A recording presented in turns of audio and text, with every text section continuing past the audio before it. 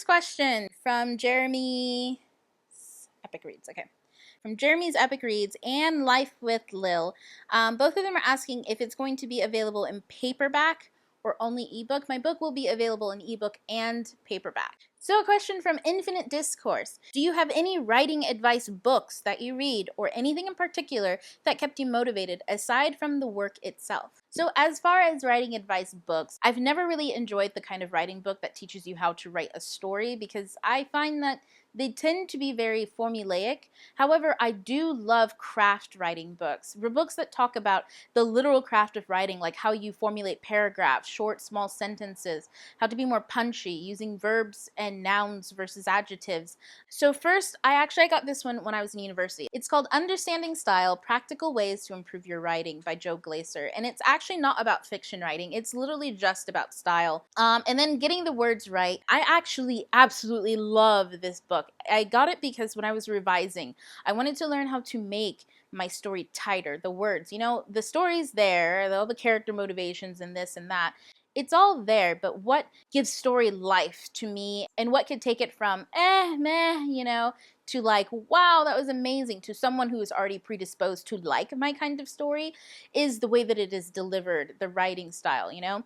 So this is all about when to cut, when to add, how to cut, space on the page, white space, how to utilize the difference in sentence size, word size, just all sorts of interesting stuff. Like other things that have kept me motivated, my husband, I get to talk to him all the time about writing music. It's really inspiring for me. And sometimes just not writing, getting out and doing other things. Thank you for that question. Excellent. So from Lanisa Davis, she asked the question, I would love to know if you've ever felt like giving up writing. I would have to say that I've never really felt like giving up writing specifically. I felt like giving up other things like trying to get published, or I felt like giving up getting my work out there because I'm really not a like marketing type of person. I would love to talk to you and have a real conversation about things. But as far as like telling you why you should buy my book, it's not really my thing. So I've always wanted to feel like giving up on that. But the writing itself is something that I've always wanted to do and I always like to do. I guess the answer is no, but there are things related to writing that I've sometimes wanted to give up on because I'm not as passionate like about marketing as I am writing. So I hope that answers your question. A question from another Halima. What made you decide to join BookTube? How have things changed for you since starting BookTube? I honestly didn't set out to be on BookTube. I wanted to do writing videos. So it's funny that I ended up here, but I just wanted to be a part of the conversation about books. I don't socialize a lot outside of my house. Like I don't go to like bookshops and like talk to that random person in the YA section like, these are nice books at this bookshop. What do you think? Like, I don't know how other people talk to other people about books. I sound like a fucking crazy person right now. Like, I've never been outside. Everyone talks about YA on BookTube, and I'm a huge YA fan. So it just felt like my kind of place. I guess my life has changed because you guys are in it. Okay, so a question from Vanshka Sharma. Do you have any advice on how to feel more confident with your writing skills? Whoa, that's a really good question. I think confidence comes from questioning and finding answers that have truth to them. It's easy to say that we can get confidence from just writing a lot, or that we can get confidence from, you know, telling ourselves that we're good. But I think that the real confidence comes from knowing that you know your shit. For me, I did not have that much confidence as a writer starting out because I didn't know shit. I knew like a lot of things like dialogue has to be good. I knew because I read books that, you know, certain things make books good and certain things don't, like a good plot. You know, you know these certain things, but you don't know the truth of it, you know? It's like a cliche, you know, we've all heard a specific cliche, but it's not until you experience the truth of that cliche that do you actually understand it and have respect for it and see why it has lasted so long throughout the years. I feel like writing confidence is the same thing. The more you question things about writing, like why is it that certain dialogue works and certain dialogues don't? Why is there a difference? What is the difference? Is there a way to be better? Could this book have been better? In what ways could my writing be better? Is my character doing things the right way? Is this the way it's supposed to be? Is this plot good? Does it line up? Does it not make sense? Is there motivation clear throughout for these different characters in the plot? You know, as soon as you actually start questioning that constantly, constantly, constantly, until you see, every single piece is related to every other piece, and how if you take one away, it completely shambles the whole thing, and how everything is needed for that to be perfect, then I think your confidence will go way up, because you know why. And I think the more you question everything in writing, the better your confidence will be. Our lack of confidence comes from the unknown. So as soon as you make that unknown known, you'll have it. That doesn't mean, okay, but as with everything, that doesn't mean that you'll be like all knowing as soon as some pieces click together. I mean, I've been doing this for years, and I still know that there's a lot of stuff to grow in. So I may have a lot of confidence with writing, but that doesn't mean that I'm confident that I'm the smartest person on writing, or that I'm a master of writing. I will always be an apprentice in the mastership of writing, because there is always room to grow and room to learn. So another question from Abigail D. What's your least favorite book you've read this year? This is kind of hard. I'm still reading it right now, so I don't even know if this qualifies, so I haven't finished it yet. But it's actually Clockwork Angel by Cassandra Clare. I think I need to read like one of her Shadowhunter books, like Lady Midnight or something, because it's not because the book is low quality. So far, I think the book holds up as far as characters, world, and plot, and quality and all that. It's there. It's fine.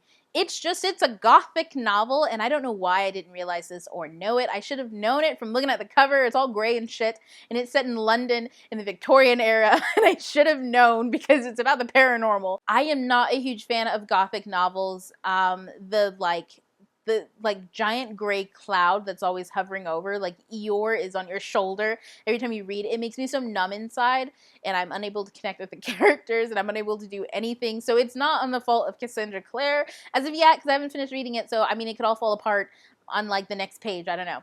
But as far as it being my least favorite, it's kind of like it was a lose-lose. I should have never picked it up because it's just not my style. So another question from Nasi Manalova.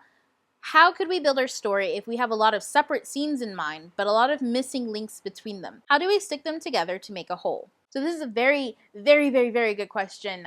This is one that I struggled with so much. This is actually how I write in general, in pieces, and then I string it all together. My advice is to write down all the things that you have now. Then start to read them in as best of a chronological order as possible, and start to look for a pattern, or to ask yourself, what do you have a big chunk of? Is it internal character driven stuff, or is it external plot driven stuff? And then ask yourself, what are you lacking? So if it's heavy with plot stuff, you're probably lacking a lot of character development, or vice versa.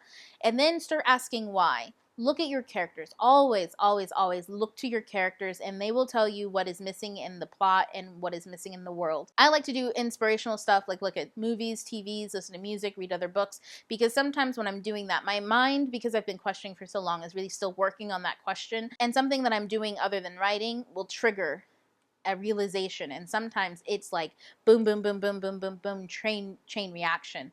Especially if you can talk it out with someone else too, or have someone else listen and ask questions, because sometimes people can ask questions a little bit better than we can. So that is my advice for that, and it was so fucking long. I'm sorry. I need to go back to another question because I just realized that I left out one of the questions in her question. Okay, so from another Hamla. She asked, what are your top 3 YA book series? Okay, so obviously I'm going to be a little like predictable here. Harry Potter is definitely like always going to be my first, because it was my first. Oh. Next is something a little unknown to most people, I find, but that's Jacqueline Moriarty's The Year of the Secret Assignments. It's actually like four or five books, I think.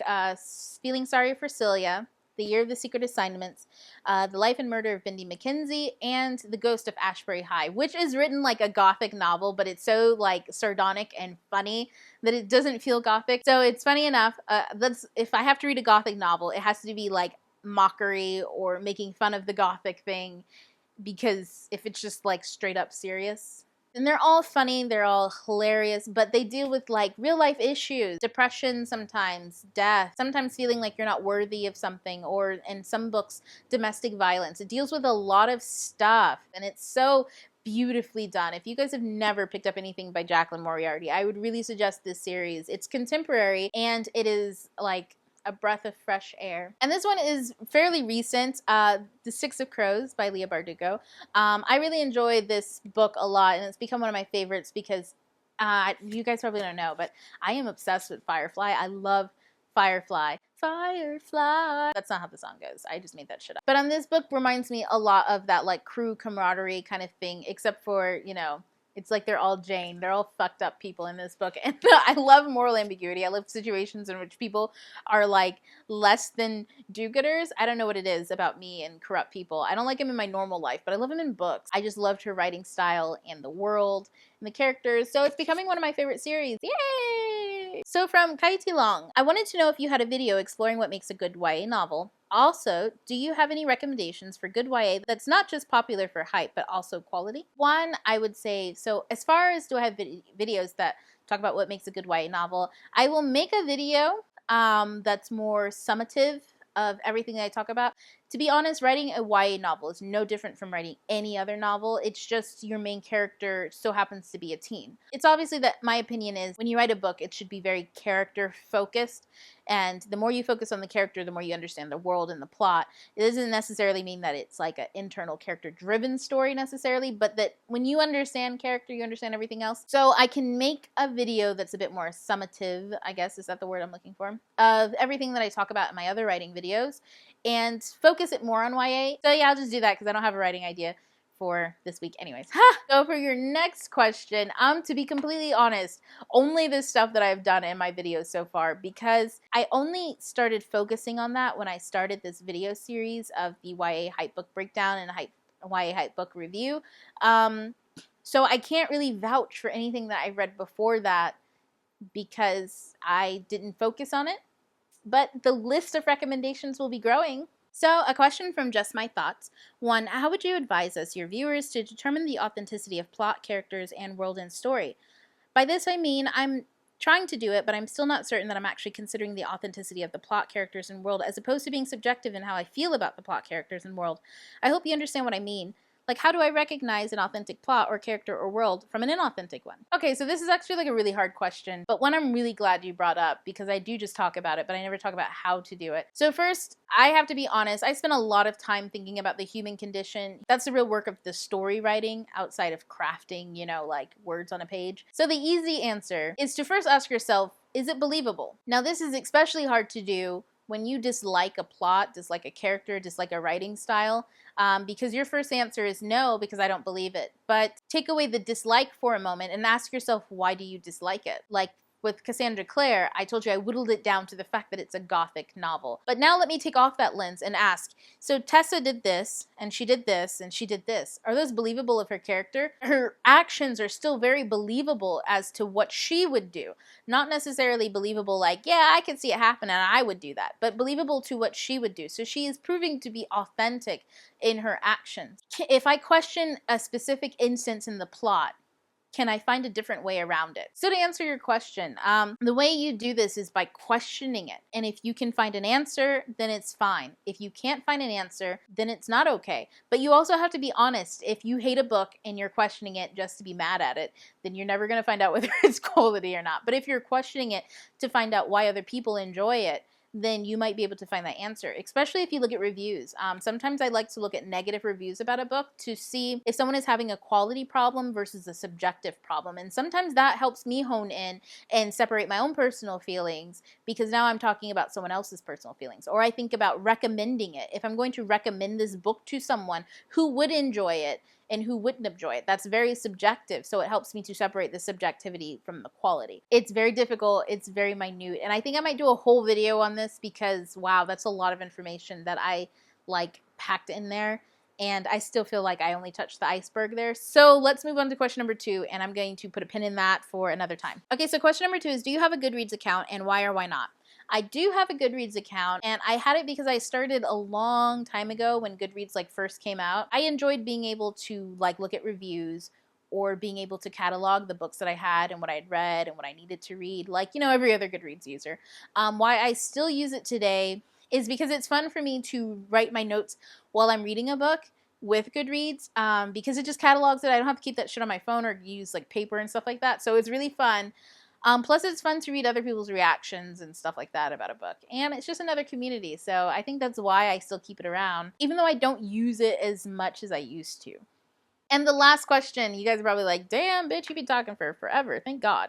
From Love from CL. My question for your Q&A is, have you transitioned to writing full-time, or do you still have a day job and write in between? So it's funny because now I am a full-time writer, but I am also a full-time stay-at-home mom, so it's kind of like I still have a day job, right? So technically I still do have a day job and night job.